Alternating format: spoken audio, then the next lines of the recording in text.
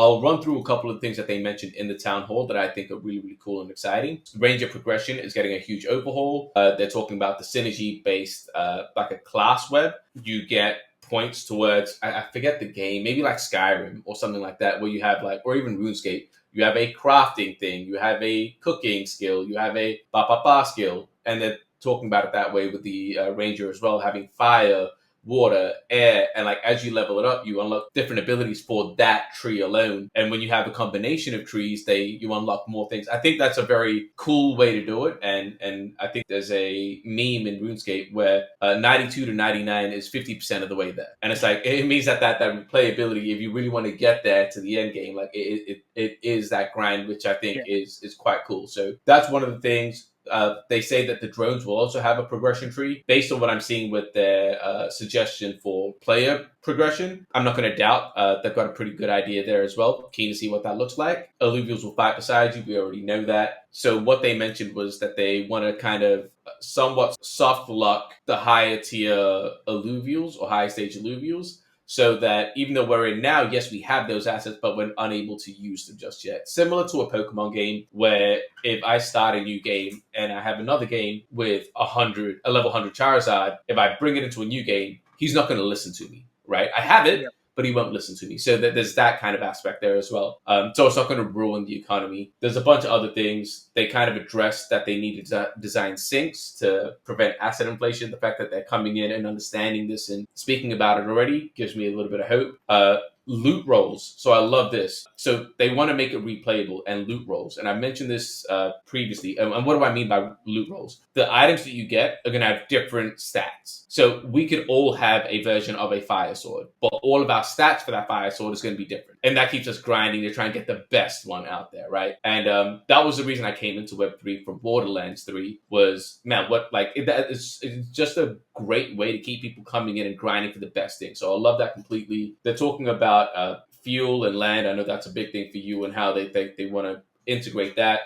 Obviously, the vertical slice. And then what I think is quite interesting is that they've kind of addressed that at some point they want to bring Overworld to mobile. So and I cut out a lot of the things that I took notes of, but there's a lot that they spoke about and a lot to be excited about. It's just whether they can execute on it, how they execute on it. And I am liking the shift in transparency in them speaking about this and we're able to have this conversation, whereas previously, not saying it wasn't transparent, it wasn't as transparent. I want to add a couple more things. I know TSG just mentioned a lot of them. Another thing is they wanted to make it more like an exploration type game. I think he compared it to Zelda Breath of the Wild, kind of just go out there and explore a little bit. They want to make the alluvials, I guess, a little more rare, a little more like exciting to find an alluvial. And they said there'd be more NPCs that kind of fill the world rather than just alluvials running around. No, I was gonna throw in, there's an interesting take to this where if you compare it to Pokemon, and you know the traditional Pokemon, you have this mysterious grass, the long grass. You run into the grass and